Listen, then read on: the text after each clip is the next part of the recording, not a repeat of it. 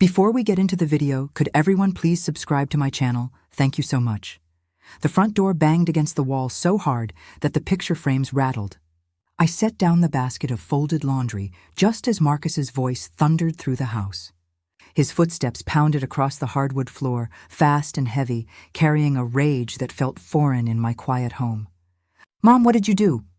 he shouted. His face flushed red, green eyes flashing like they had when he was a teenager caught in a storm of his own temper. "Chloe just called me in tears. You changed the password on your card." She was humiliated at the store, standing there with a cart full of groceries she couldn't pay for. Everyone was staring. I stayed in the doorway of the living room, bracing myself. "Marcus, I changed it because it's my card, my money. I'm not obligated to leave it open for anyone to use." He threw his hands in the air. "We're family. You can't just block us like that." Chloe was buying necessities, food, cleaning supplies. "You made her look like a fool." The words stung, not because of what he said, but because of the contempt behind them. For 42 years I had carried him, raised him, sacrificed for him. Now he stood in front of me, fists clenched, as if I were some stranger keeping him from what he believed was his right. I took a deep breath and steadied my voice. "Marcus, lower your tone. We're educated people. If you need help, we can talk. But my card is not a family service." His jaw tightened and he took 2 steps closer, close enough for me to see the sweat at his hairline. For the first time, a knot of fear tightened in my stomach. Not fear of harm, but fear of the distance that had grown between us. A distance wide enough to make my only son look like a stranger. The laundry basket still sat in the hall, but I no longer cared about shirts and linens. The fight that had begun in a grocery store was now rooted in my living room, and it was only the beginning. I steadied myself, though my knees felt weak, and looked him straight in the eye. "Marcus, do you remember how I worked nights at Memorial Hospital after your father passed? I took every extra shift so you could stay in school. I paid your tuition when the scholarships ran out.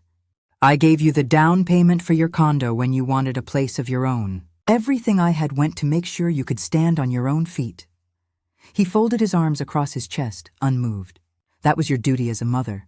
You're acting like you did me a favor. Parents are supposed to sacrifice for their children." The words landed sharper than any accusation. Duty? As if years of exhaustion, of missed meals and aching joints, had been nothing more than a line in a contract I had signed by giving birth to him. My chest ached with the memory of those nights coming home at dawn, slipping off my shoes quietly so I wouldn't wake him, believing every hour I gave was building his future. "Marcus," I said softly, "I did it because I loved you. Because I wanted you to have the life your father and I dreamed for you." He shook his head. "Then why are you turning against us now? Chloe is family. Her needs are our needs. You've always been generous. Why change now?" I searched his face for some trace of the boy I had raised. But I found only the hardened lines of a man who saw me not as a mother, but as a vault that had suddenly closed. The son I once carried in my arms now carried expectations that stripped me of dignity, and his voice only grew sharper. I remember the first evening Marcus brought Chloe to my home. He was grinning in a way I hadn't seen since his college years, that boyish excitement lighting up his face as he held her hand. Chloe walked in with perfect poise, her nails immaculate, her hair styled to frame her delicate features. She carried herself as though she belonged in every room she entered. I served them my baked mac and cheese, the dish Marcus always requested, and Chloe praised it generously, insisting she'd never tasted anything like it. Her laughter was light, her smile warm, and in that moment I let myself believe she might become the daughter I never had. The early days were filled with small requests. So small they seemed harmless. "We're a little short this month, Sylvia," Chloe would say sweetly, glancing at Marcus as though embarrassed. "Could you lend us $200? We'll pay you back Friday." Friday always came, but repayment never did. Soon $200 became $500, and then $800, each excuse polished with just enough sincerity to keep me quiet. When Chloe asked for my card just for a day to buy medicine for her mother, I handed it over without hesitation. That night I checked my statement. There was indeed a pharmacy charge, but there was also a receipt from a boutique on Broughton Street, $250 in clothes, and another for dinner at one of Savannah's finer restaurants. I stared at the screen, torn between anger and disbelief. I didn't confront her.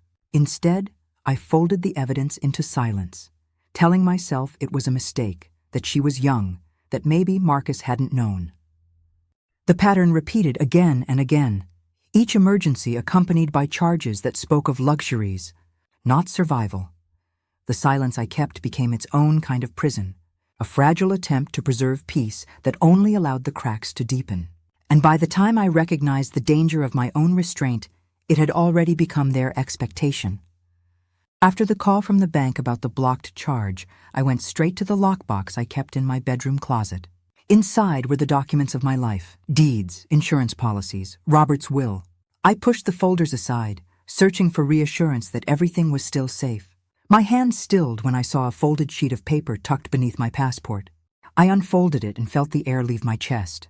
It was a photocopy of my credit card front and back, even the security code at the bottom in a looping hand I recognized too well.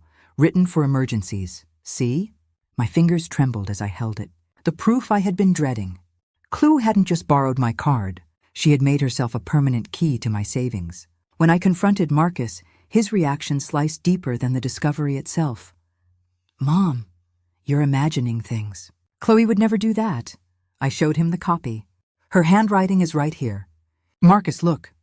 He glanced at it once and pushed it back toward me. You're being paranoid. You've been forgetting things lately. Maybe you're not keeping track of what you give us. The words struck like a blow. Paranoid, forgetful. He wasn't just defending her. He was casting doubt on my mind, my ability, my worth. Marcus, I said quietly, I know what I've seen. I know what I've lived. But he only shook his head, his expression a mixture of pity and irritation.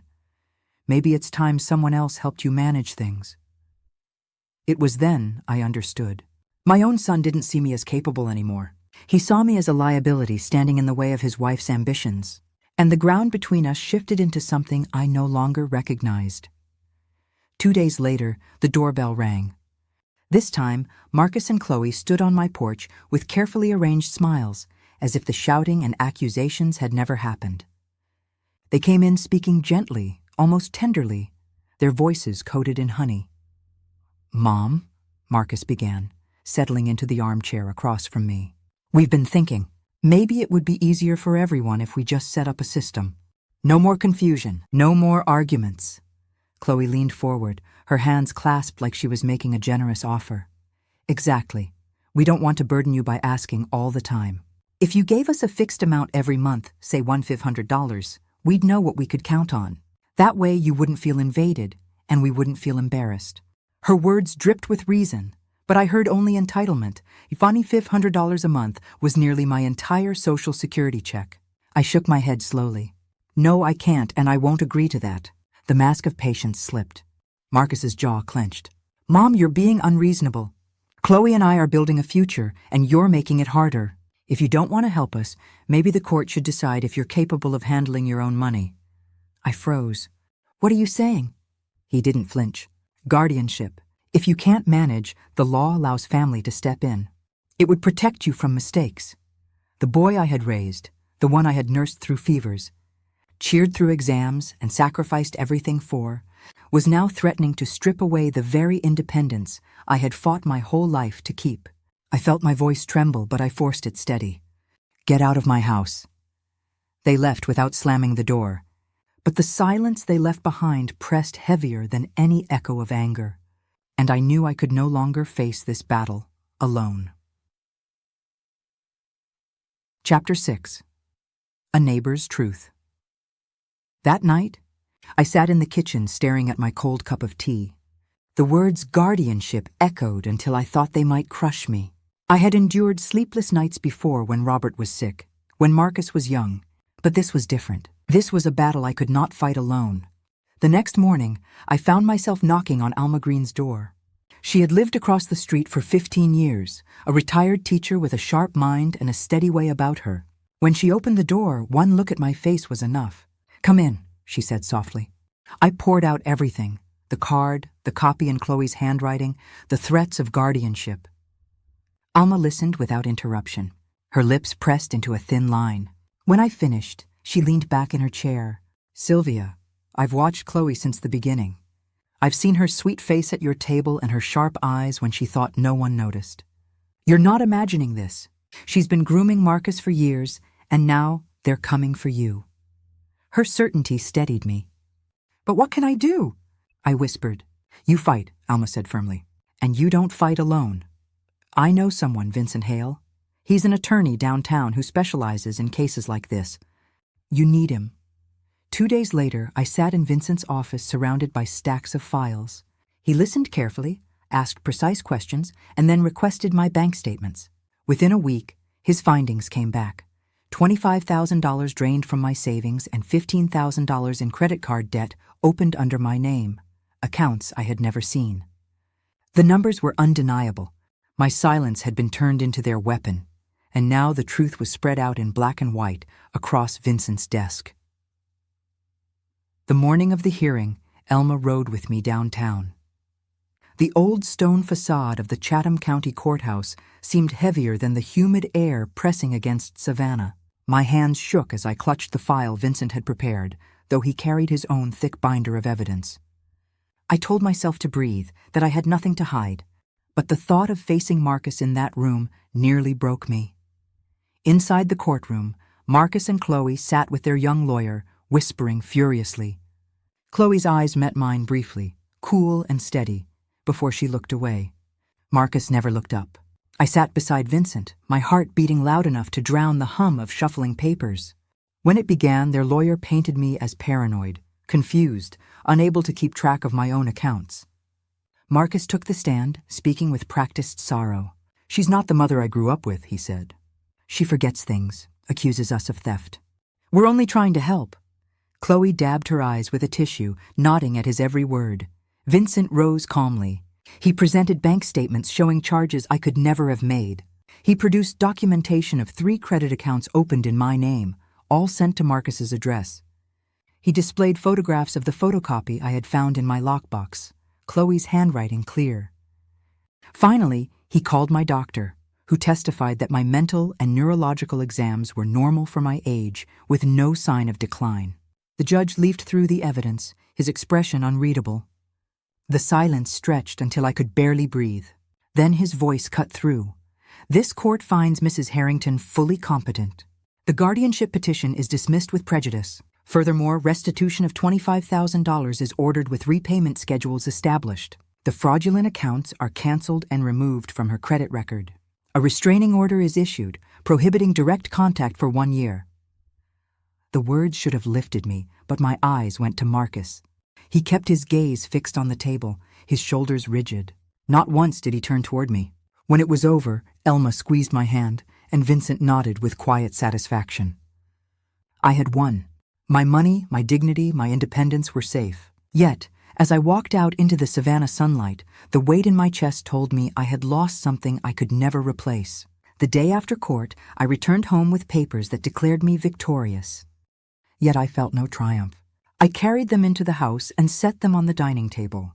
Beside the vase of fresh alis I had cut that morning, the blossoms glowed in the soft Savannah sun, nodding gently as though the world had kept on turning without noticing the fracture in my life. I took up the hose and watered the beds, the familiar rhythm soothing my hands, if not my heart. The restraining order gave me protection, but it could not fill the emptiness. For years I had pictured Sunday dinners in this house. Marcus at the head of the table, Chloe bringing a dish, perhaps even children one day filling the rooms with laughter. Instead, the silence pressed against me, thicker than the humid air. Meals became a solitary ritual. I cooked smaller portions, set 1 plate instead of 3, and tried not to glance at the vacant chairs. I ate in silence, listening to the faint tick of the clock on the wall, a reminder of hours passing without conversation. At night, I sat in my armchair, the same chair where I once cradled Marcus as an infant, and stared at the phone that no longer rang. Independence had been won. But it came at the cost of companionship. The freedom I had fought so hard to keep now felt like a cage of my own making, its bars forged from betrayal and loss. Yet, even as the quiet closed in, a part of me refused to surrender. Something told me the story of my life wasn't finished, and the garden would not be the only thing to bloom again. At first, Vincent came only out of duty. He wanted to ensure the repayment order was being followed, to update me on the legal process, and to check that Marcus and Chloe had respected the restraining order. He carried a briefcase and spoke in the precise language of the courtroom, always calm and measured. But after each visit, he lingered just a little longer, and I found myself putting on a pot of coffee before he even knocked. Soon our conversations stretched beyond paperwork. He asked about the garden, about Robert, about the years I had spent at Memorial Hospital. In return, he told me about his wife, gone 5 years now, and about the grown children who lived scattered across the country. We discovered a shared love of books. He leaned toward history, I toward novels, and we traded recommendations like schoolchildren, comparing treasures. One afternoon, while I served pecan pie on the back porch, Vincent pointed toward the Spanish moss draping the oaks beyond my fence. He spoke of the city's history, of how Savannah had endured fires, wars, hurricanes, and still stood proud. Resilience is woven into this place, he said. His words struck something in me because I realized resilience was woven into me too. The house, once so heavy with silence, began to feel warm again. Laughter crept back into the rooms. Not the laughter I had dreamed of from Marcus and grandchildren, but laughter all the same. Vincent's presence softened the edges of my loneliness. He never treated me like a burden, never hinted at what I owed him. He valued my company, and that was something I hadn't felt in years. Little by little, I allowed myself to trust him, not as a lawyer, not as a savior, but as a man who saw me as more than my money or my mistakes. And in that trust, something long buried began to stir, a fragile hope that life still held space for joy. The months that followed were steady, like the tide smoothing rough sand after a storm. Vincent continued to visit, not with files or legal updates anymore, but with a smile and fresh stories from his day. Alma, ever loyal, teased us both about how obvious it was becoming. By the time spring came, the decision felt natural, as though life itself had been nudging me toward it. We were married on a mild April afternoon beneath the oaks in my own backyard. Elma stood as my witness, her hands clasped in quiet pride, while Vincent's brother traveled from Charleston to stand for him. There was no music but the birdsong, no gown but the soft blue dress I had owned for years, and no extravagance but the flowers I had tended myself, geraniums and roses blooming as if in blessing. As we exchanged vows, I felt the weight of the past lift piece by piece. I had lost nearly $40,000, drained not just from my savings but from my heart, and with it, I had lost my only son to his own greed. That grief would never vanish, but it no longer defined me. What remained was my dignity, intact despite the battles, and a love that asked for nothing but my companionship in return. Our home together became a place of laughter, of books stacked on the table, of evenings spent in the garden with coffee as the sun fell low. It was not the life I had once imagined, but it was mine, and it was enough. Sometimes you must lose everything to finally have everything that matters. If you were in my place, would you cling to family that betrayed you or choose to live on your own terms?